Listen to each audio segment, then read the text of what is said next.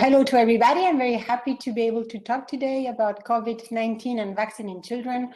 So I'll try over the next 15 minutes to give you a good overview of what we know and about vaccines in children. But of course, I hope that we can go deeper into the subject during the questions and answers. And of course, this is an open discussion, so ask all the questions that you have in mind, hoping that I'll be able to give good advice. So of course, the first thing before deciding if we need to implement any vaccine, we need to know what's the burden and what's the gravity of a disease in children.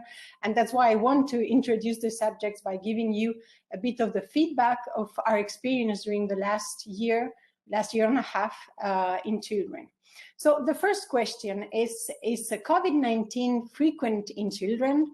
And the first answer is yes, it's very, very frequent. And right now, children are among the group of people that are getting infected more frequently. And we can say that in Luxembourg, one acute infection out of 3 right now, it's occurring in children, in people under 18. And this is not only in Luxembourg, we are seeing that as well in the rest of Europe, in the States, and in other countries. Why is that so? So first, we need to realize as well that at the beginning of the pandemic, children were not getting much attention because most of them are not getting very sick. So for sure, we think that the number were really underestimated at the beginning of the pandemic because children were just not getting very often tested. And it's just after that we realized that we had more children infected, but they didn't have any real symptoms. So this is, of course, an explanation. But I would say the most important right now is that most of the children are not vaccinated. So that's why the infections are going in them. And as well, because of the new variants. So for example, Delta variant, that it's the main variant circulating in Luxembourg and in many parts of the world, is much more contagious. It's contagious in all the age groups, so not only in children, but it is very contagious as well in children. So those are the reasons why we're getting now higher infections. However, even if we get many, many infections in children, we can keep reassured by saying that those infections are almost all the time mild.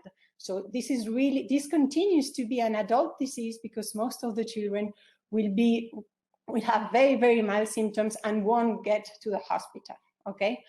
However, even if most will go very well along the infection, it doesn't mean that sometimes we will have more severe children that will need hospitalization, and very, very rarely we can even have very severe infections that can lead to death.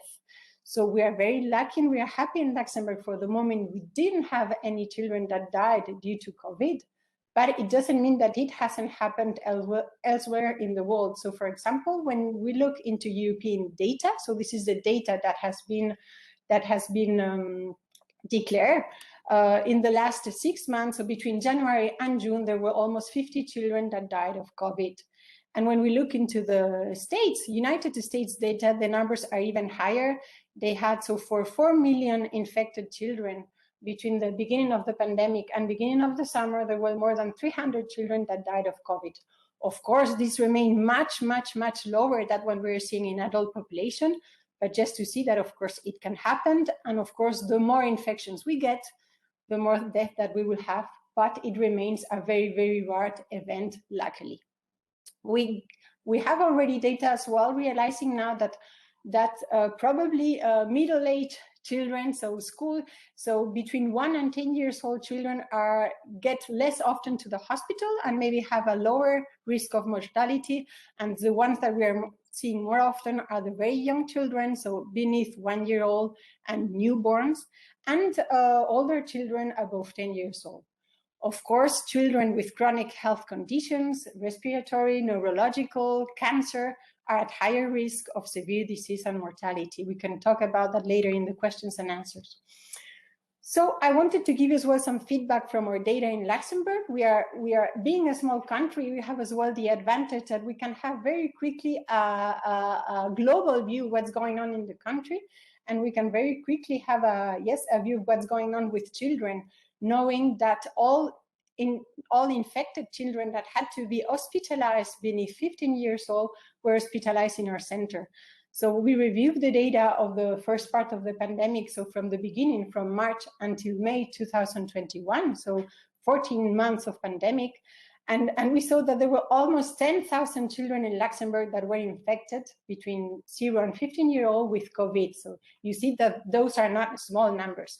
However, most of them were at home and maybe came to the hospital for a consultation, but didn't need any special care. But we had a few of them that had to be hospitalized, so those were 59. And here I am talking about acute infection, so children that have to be hospitalized because of their acute COVID. This is important because I will later on talk about later complications of COVID. So we had 59 of them.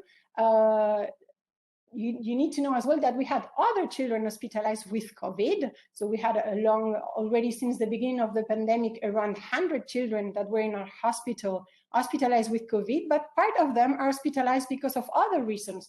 For example, appendicitis, or we even had a child where we had a new diagnosis of cancer and he had acute infection of COVID, but that didn't lead to any symptoms. Okay, so some of them are with COVID, but without needing hospitalizations, but 60 of them during this lapse of time had to be in a ward because they needed a special care. So when we look in detail, these 60 children, we see, however, that most of them evolved rapidly well, and most of them only had to stay in the hospital to 2 or 3 days compared to the adult population where they have longer hospitalization. So they were not very severely ill. However, we see again that those that are most frequently coming into our beds in the hospital are very young children. So 50% of them were less than 1 year old, and most of them were in the first 3 months of life. And what we saw as well very fast is that we didn't have the same clinical pictures as in the adult population. So we had very few children with a respiratory distress needing ventilation support, but we had other kind of manifestation. For example, 8% of them had some neurological complications like seizures. That again evolved well in most of the cases. As I already said, no mortality up to now, and this is already including September, and I touch my head for that. And a few of them had to go to the intensive care, but these represent just a bit more of 1% of the whole intensive care admissions for Luxembourg. So again, those are, however, a few children that stay in the intensive care, but this is again a minority compared to the adult population. So this verified just to tell you that there are some studies going on as well in the collaboration with the university, because we think it is very important to get as well our national data. And again, as I said, we have as well the possibility in Luxembourg to see things quite quickly. And again, when decided to implement or not a vaccine or to take any measures at school, etc., it's very important that we know what's going on in our country. So I just talked to you about acute infections. But again, there were as well other complications that led children to hospitalization because of COVID. And this is something that probably you heard on the press, because when we discovered this entity, that it's a complication of COVID arriving a few weeks after the infection, and that it's leading to a inappropriate inflammatory reaction of the body after the infections. This was all over the media, because we began seeing some children that were arriving to the hospital very sick. Some of them died, not in Luxembourg, but elsewhere. And there was a lot of, pressure and anxiety on the press. And I am talking now about MISC. So this is this multi-system inflammatory syndrome in children. Maybe you heard as well about PIMS. That was the first name that we gave to this entity. So again, this is very, very rare. This is a very, very rare complication, post-infection complication, where children between 2 to 8 weeks after the infection will develop a multi-systemic reaction, and they will get very high fever, they will not feel well, and they can get different complications where organ can be inflamed and damages, and mainly the heart. So for example, in Luxembourg, we had up to now 7 confirmed cases of MISC. And 4 of them had to go, so more than half of them had to go to the intensive care because they had heart failure. And almost half of them had the worst complication, that it's myocarditis. So it gives inflammation of the heart. So this is severe. And if children don't get the care that they need, it could lead to death. But in our experience, when children are diagnosed promptly and they get the good treatment, specific treatment, the evolution will be in most of the cases good. And so far, for all our 7 children, the evolution has been very reassuring. The first children that arrived to us with this entity were at the real beginning of the pandemic. So it was only end of March, beginning of April. So we didn't know anything about this condition. And in fact, we were in Luxembourg, one of the first in Europe and in the country of sharing these cases and publishing these cases among the scientific community. And so they evolved well with the treatment, and we're still following them, and they are in perfectly good in shape. For example, our first child with myocarditis, he's now in the football team, and he's playing several times per week without any symptoms at all. So another aspect, do we have any other thing that it's worrying us about COVID in children? So yes, I would say a last aspect, and again, that you have for sure seeing a lot in the media, it's long COVID. So there's a lot going on right now, and we are talking a lot about long COVID in adults, but as well in children. So we know now that yes, we do have some children that weeks or months after the acute infection will continue having symptoms. Those symptoms are quite close to the ones that we can see in adults. So fatigue, shortness of breath, but as well problems of sleeping, concentration. However, we're still not very clear how much of those children will have these symptoms. We have some, so again, when you go into the media, you can have some worrying articles or comments saying that this can be very often, like you see here, 1 in 7, 1 in 10. It's probably not that frequent, because when we go into other studies that where they have compared to a control group of children that didn't get COVID, we see that some of those symptoms are affecting as well those children without the infection. And we even think that the pandemic and the children that haven't been able to go to school normally, sports activities, social life, as well getting hit by all these symptoms of fatigue, depression, etc. But for sure, this is something that we need to look up. And again, this is something that we're interested as well in Luxembourg as a research perspective. So now let's go into vaccines. So which kind of vaccines do we have in Luxembourg, in Europe, and it's the same in North America? So for the moment, there is only a single technology that it's allowed in children under 18, and those are the mRNA vaccines. I'm not going to go into details because I think you already had all the webinars, but we can talk about that later. And those are the only ones for safety reasons that are for the moment used. And those are, of course, the only ones that will be used in Luxembourg for the moment. So before authorizing these vaccines in children, there were 2 studies with these 2 vaccines. So Comirnaty is the Pfizer vaccination that you all know, and Spikevax is the Moderna. Those are very, very close and alike vaccinations. So there were 2 studies prior to the authorization, both of them with around 3,000 children, that showed that the vaccine was safe in those 3,000 children, and that was very effective. So when they compared the group of children getting the vaccines with those who didn't get the vaccine, they saw that there were no children contracted COVID in the weeks after the vaccination, comparing to several infections in the non-vaccinated children. So they say that the vaccine is working, and there were no safety concerns, and they had excellent serological responses. And that's what we see. Most of our children are healthy, and usually they respond very, very well to vaccination, and it even had higher antibody titers than what we saw with the adults. So after those 2 studies, so it was first Pfizer a few months before, and Moderna had the approval a few months later because the study was published later. But after those studies, the FDA, so this is the American regulator agency, gave the green light to start using vaccination in teenagers. That was on the 10th of May.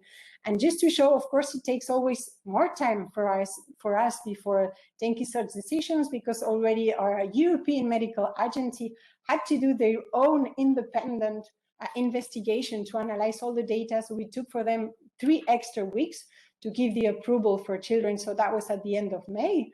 And for us in Luxembourg, again, once that we have the approval, we again so this is in our National Advisory Committee of Immunization, we need to discuss, we did this work as well with the Luxembourgish Society for Pediatrics, and we want to see again all the data and decide for Luxembourg which would be the best decision. And this was good for us, because by the time that we took the decision to go on and give the green light for vaccination, we had almost 1 month since Americans were vaccinated, which means that we had already almost 1% of American teenagers and children above 12 that had been vaccinated, which gave us further security data with the thousands of children that had already been vaccinated.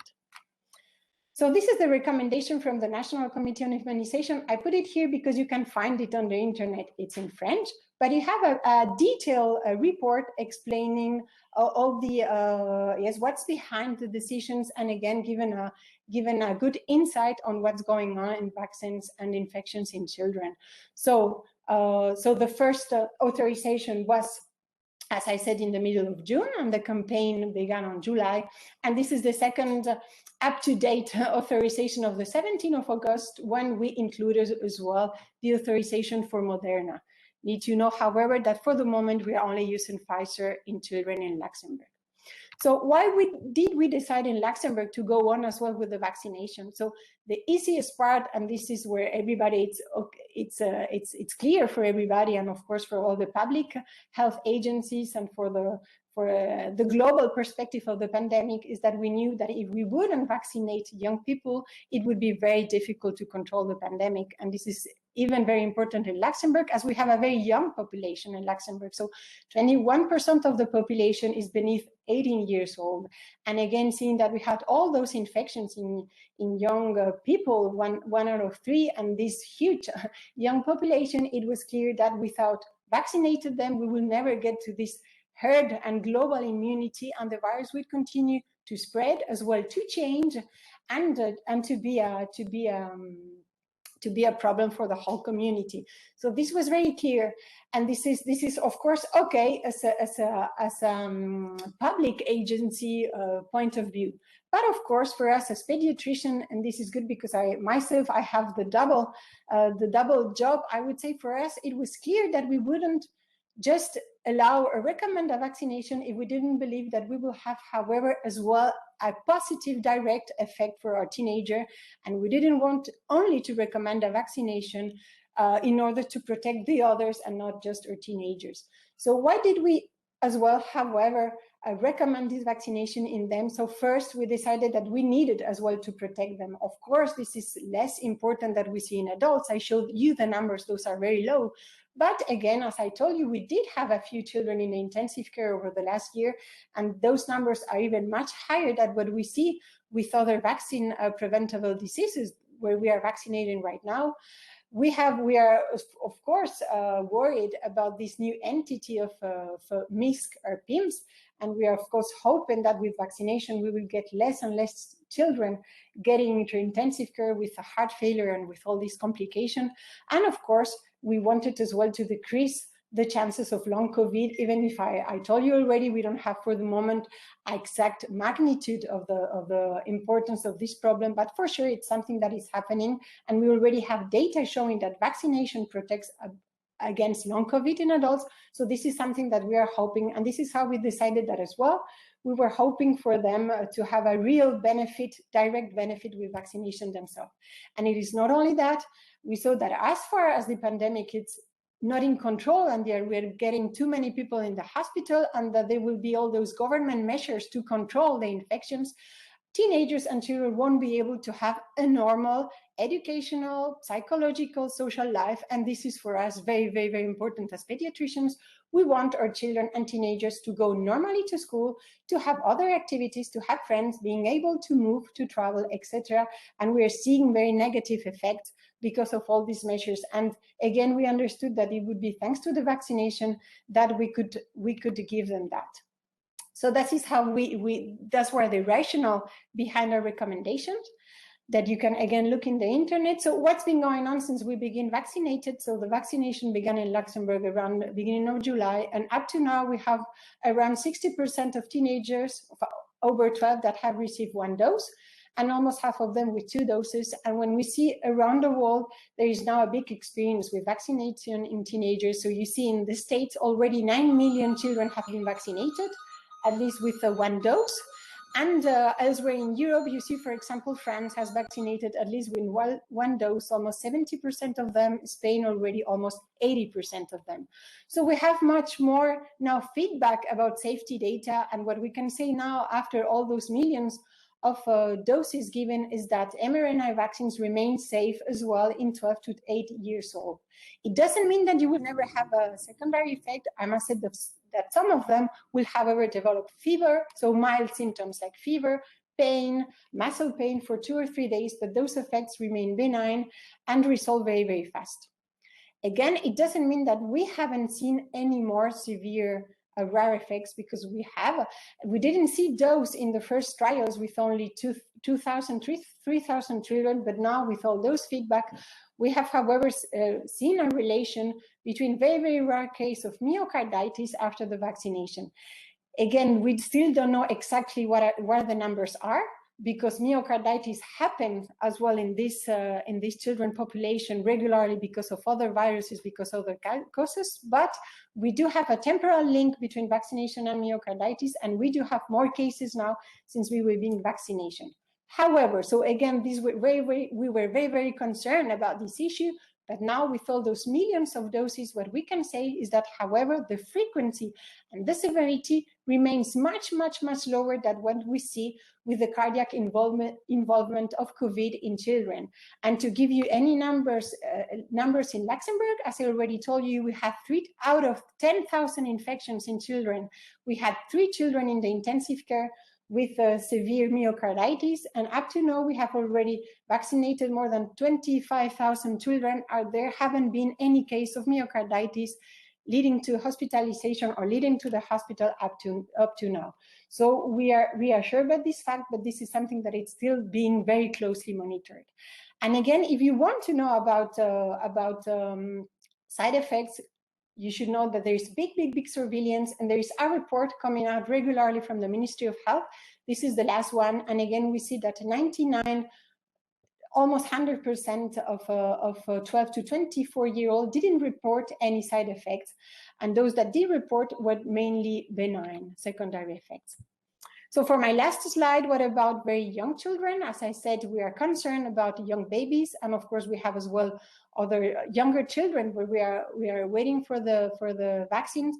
So you should know that there are trials going on already from 6-month babies until 12-year-old.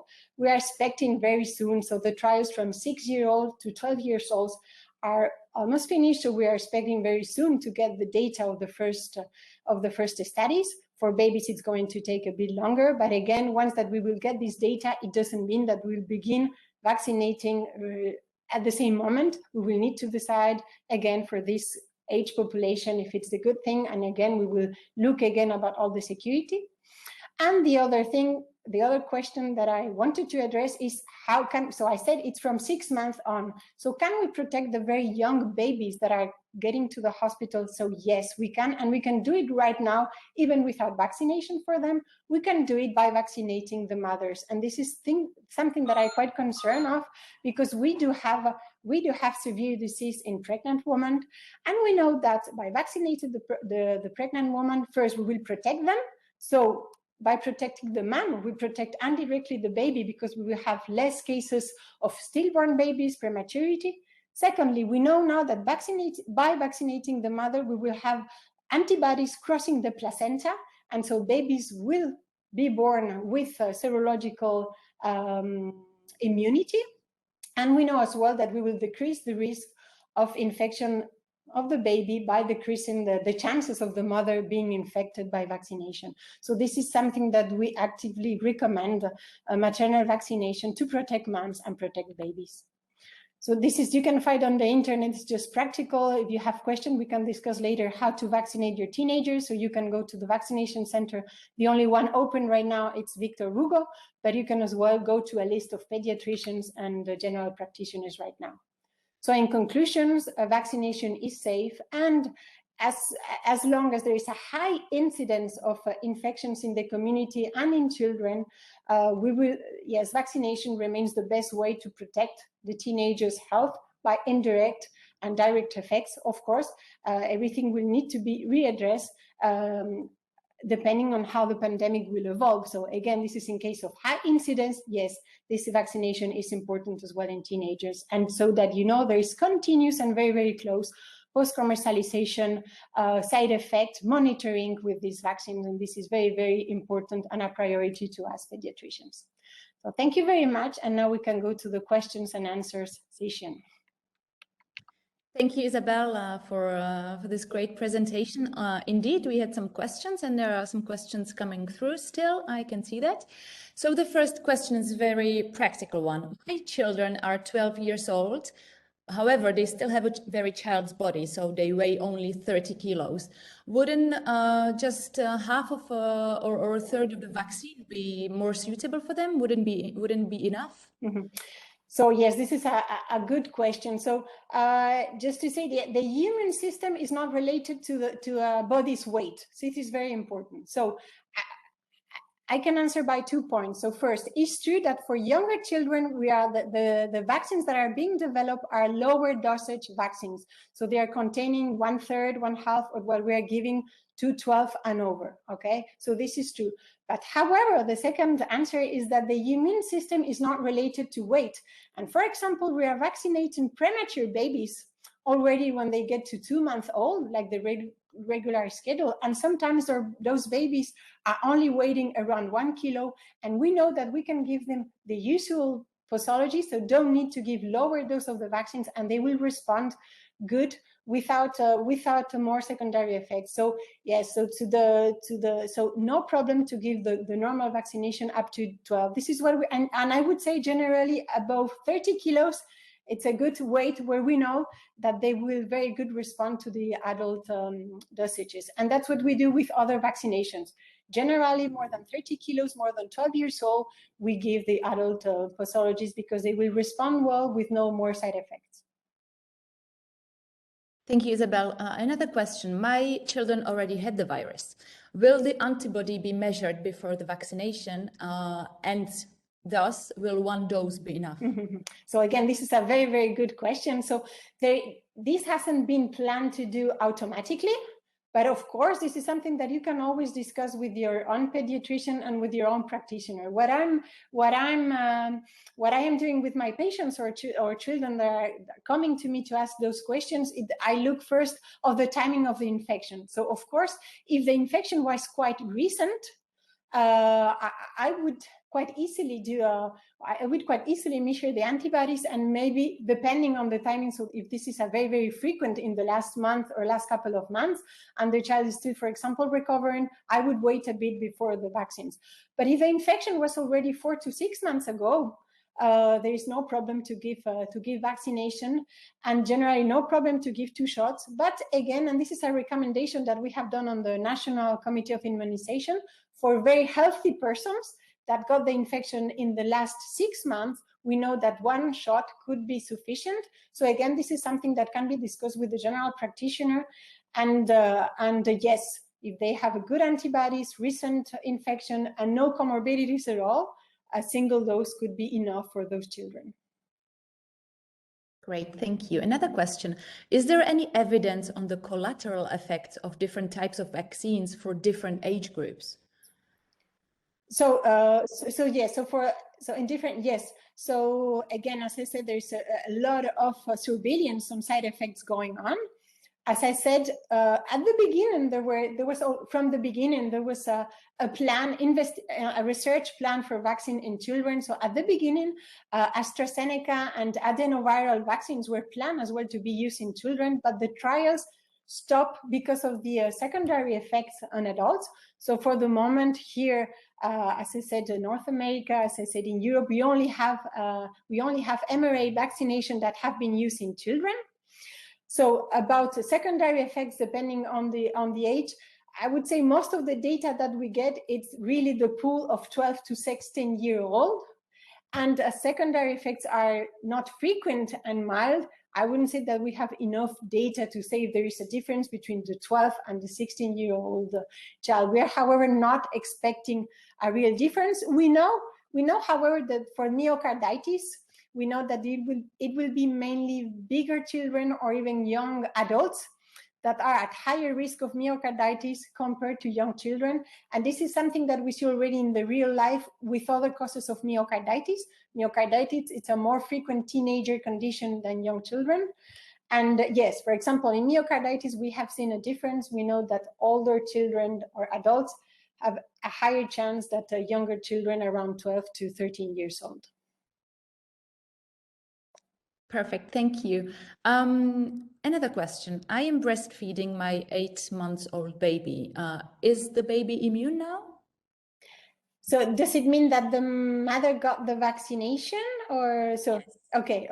Yes. So we have as well happy data, reassuring data where we have seen that infectious and vaccination antibodies go into the mother's milk.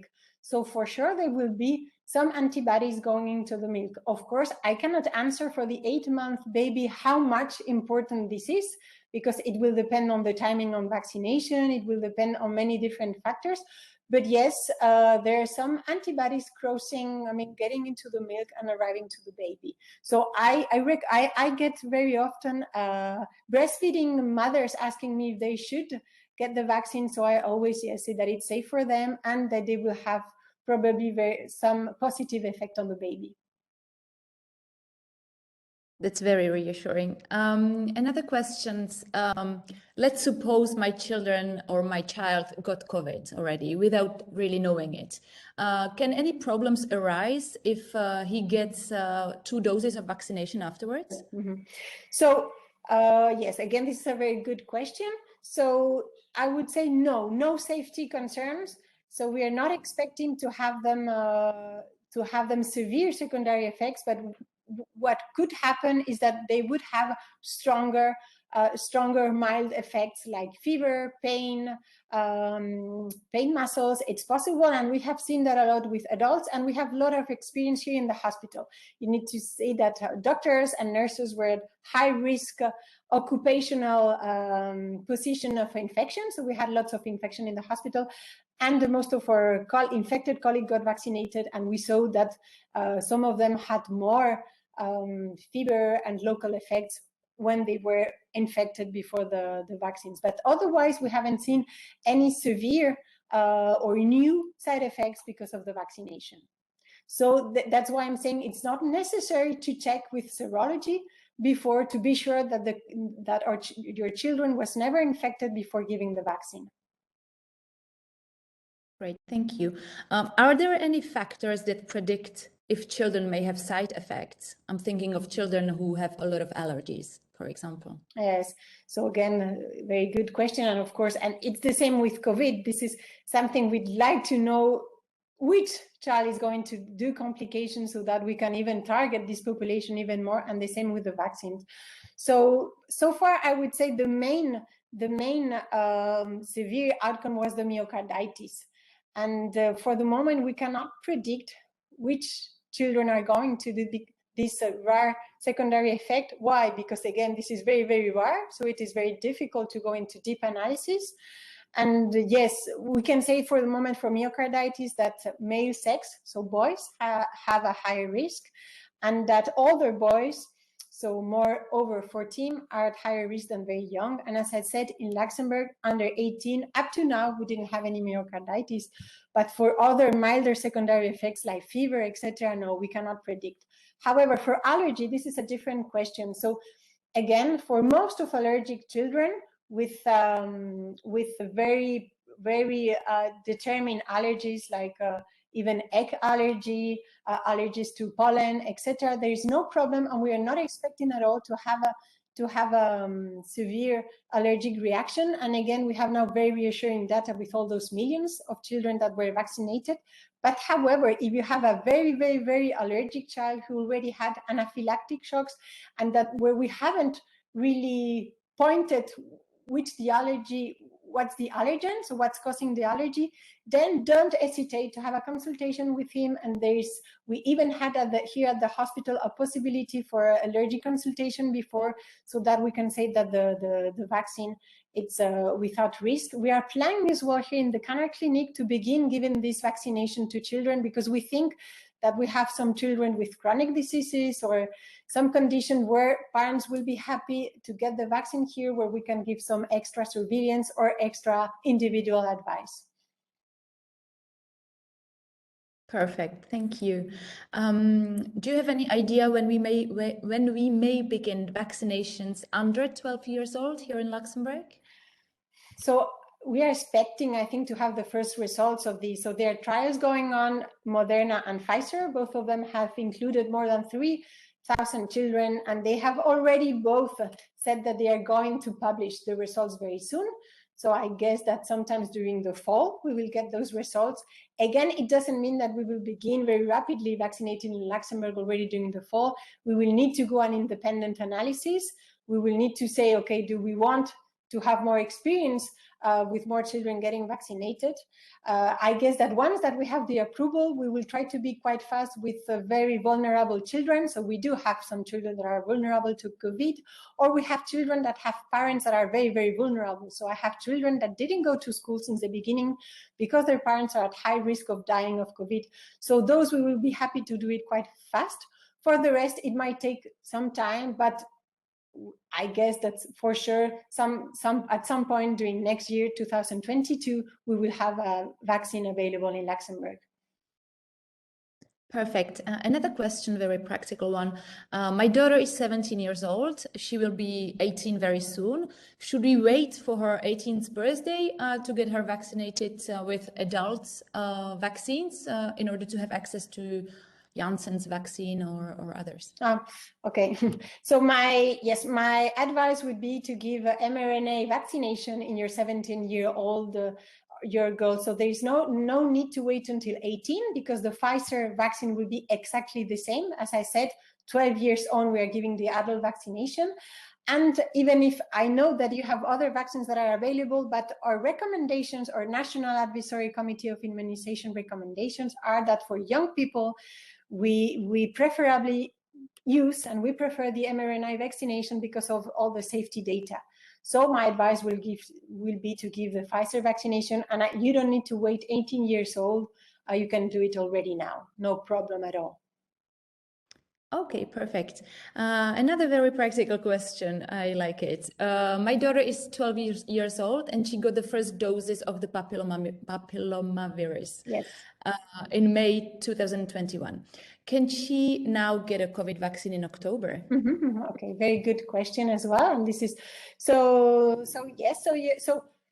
concerning the lapse time between the papillomavirus vaccination and the vaccine right now, there is no problem to give the COVID vaccination. So up to now, we've been recommending to wait more or less. So at the beginning, we said 1 month, and after we said 2 weeks period time between administration of different vaccination. So for example, you could give the papilloma vaccination today, and in 2 weeks, the COVID vaccination. This has been the recommendation up to now, and this is just for security reasons, in case you have any reaction to the vaccine, so that we can know to which vaccine you have reacted.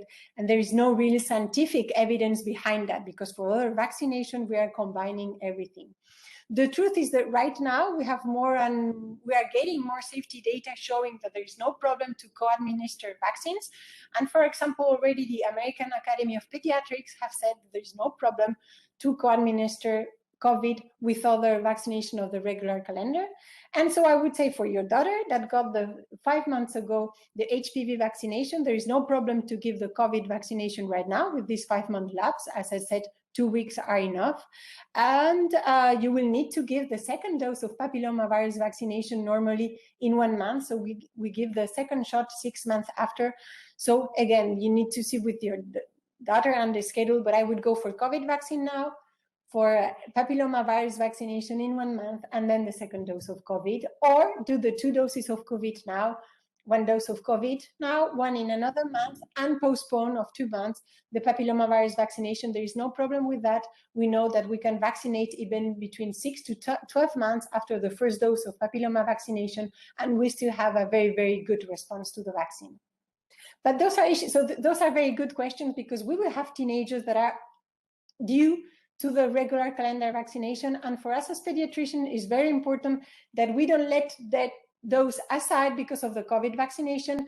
And we didn't have that many problems like that in Luxembourg, but we did have a few children that arrived to the hospital with other vaccine preventable diseases because they didn't get their vaccines during the COVID, the big COVID pandemic. And for example, I had a child with Haemophilus influenza meningitis. This is a disease that has almost disappeared in Luxembourg.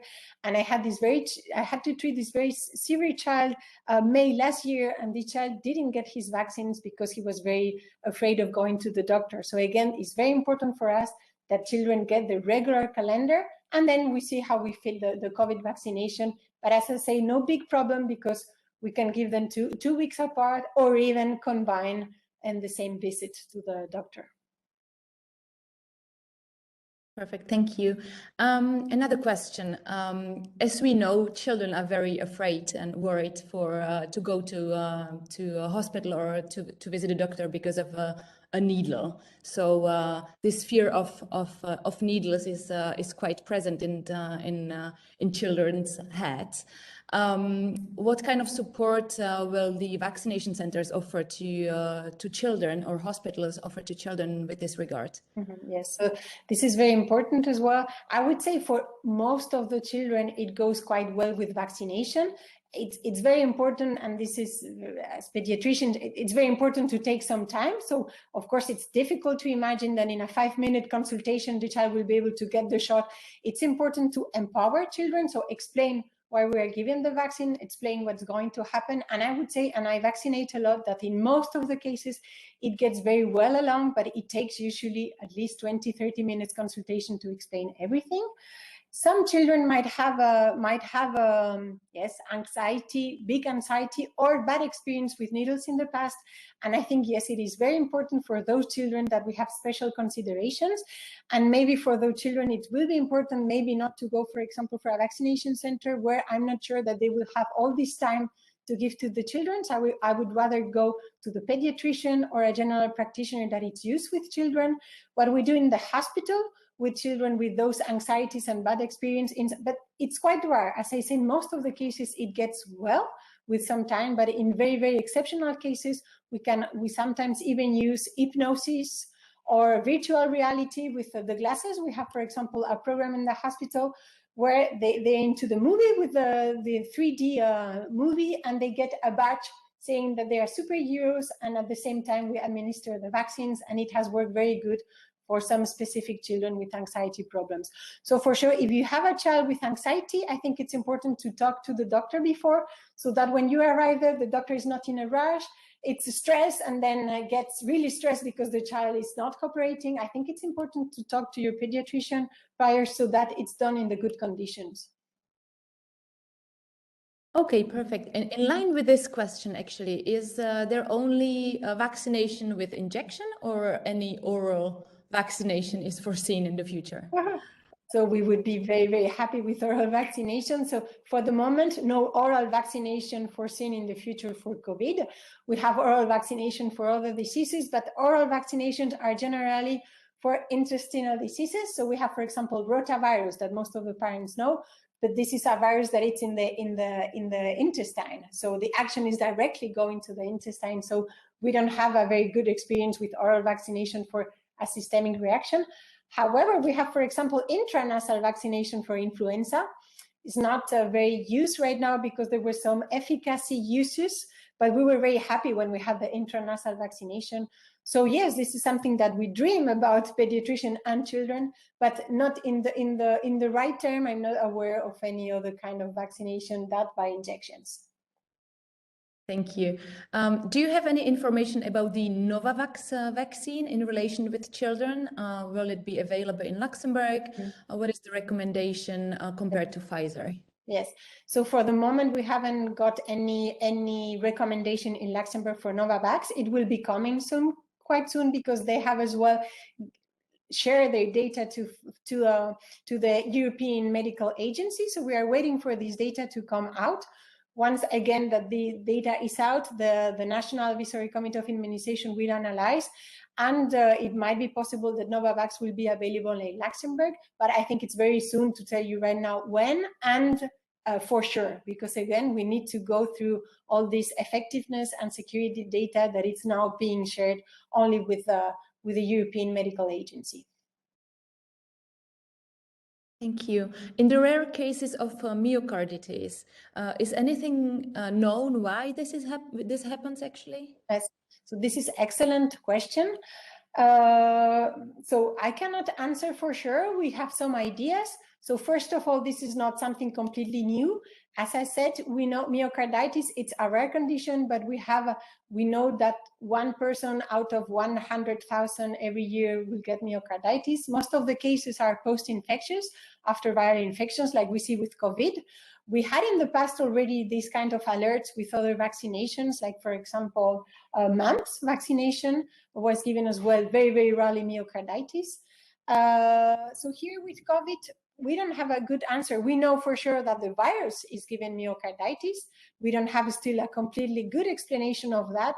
Is it the structure? Is the immune reaction against the virus that it's mimicking some cells of the that is targeting as well some cells of the heart? This is a possibility. We know that there are, in the vaccines, we have as well the spike protein of the virus. So is it the same kind of reaction, but much milder that we're seeing with the vaccination?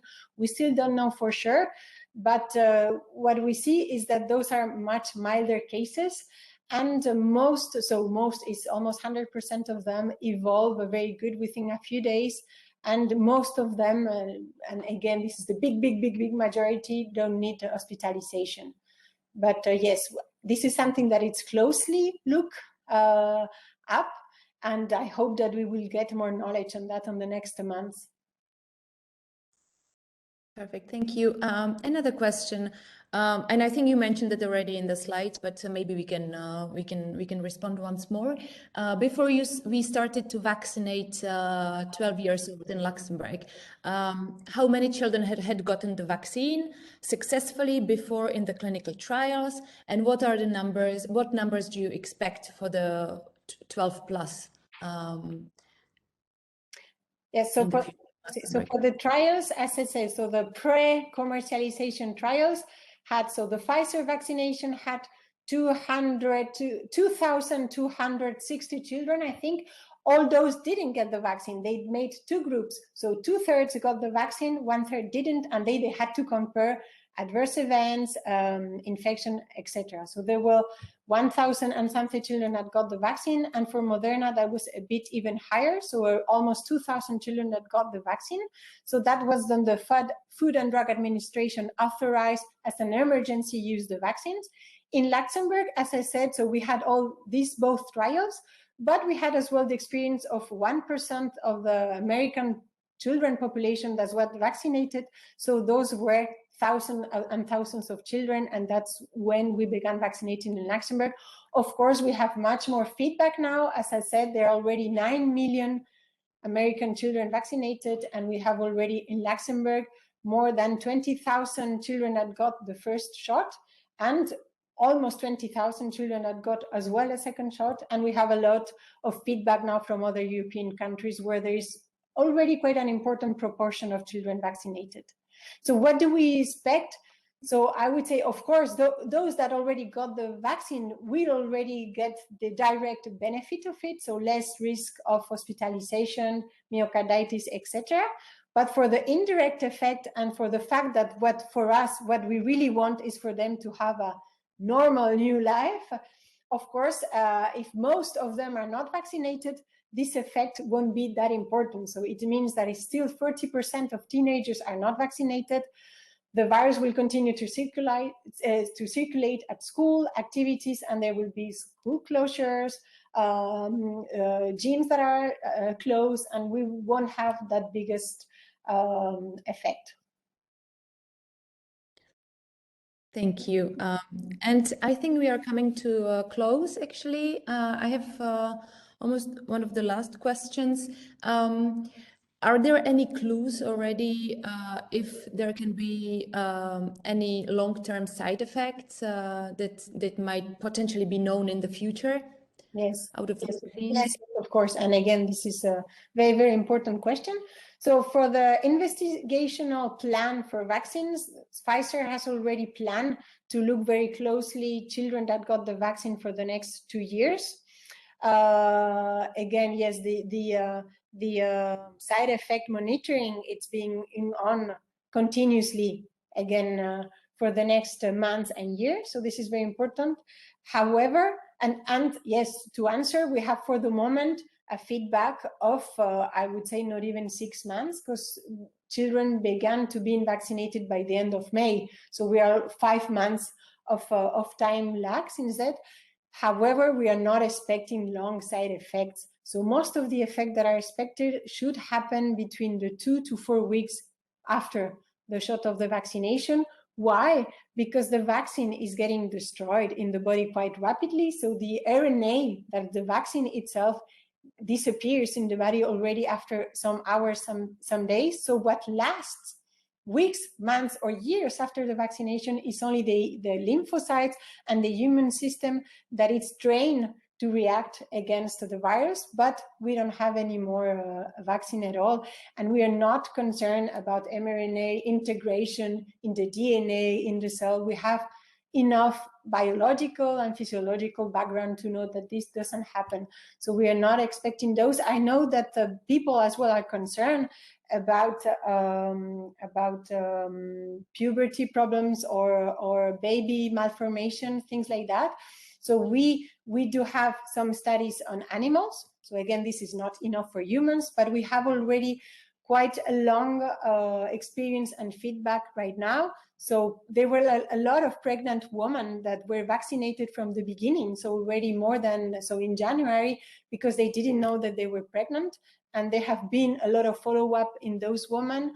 So we have more than 30,000 that were pregnant since then and gave birth.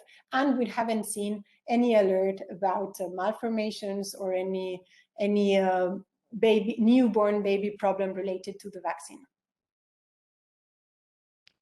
That's reassuring too. Yeah. Another question with regards to the clinical trials. What about the little ones? So the age 5 to 11 years old. How many children were in the clinical trials? Yes. Mm-hmm. So this data is for the moment not shared. So I haven't seen myself any published data, but I know as well that the WHO and the CDC asked to enroll more children than teenagers, again, for security reasons. And because, of course, again, for us, we do see some benefit of vaccinating children, but we want to be sure that this is safe, and the benefit are much, much, much higher of always a small risk of secondary effect. So it has been asked to have more children enroll than from the teenager group. So I know that there are for sure minimum around 4,000 children, but we are expecting in the next weeks or next month publication with all these detailed data. Great, thank you very much. I think we've responded all the questions. If I didn't ask a question that appeared in the chat, please send us an email to healthinfo@uni.lu, and we will get together with Dr. De La Fuente for an answer, and we will send you an answer by email. I'd like to take this opportunity now to thank Dr. De La Fuente for her time and for giving us such an in-depth look into the topic. It was really enriching for me, at least. I hope for everybody. And I think and I hope that we all now feel more equipped to take a decision on whether to vaccinate or not to vaccinate. So thank you everyone for joining and engaging in the conversation. It was really great, and thank you very much, Isabel. Thank you very much. It was a pleasure.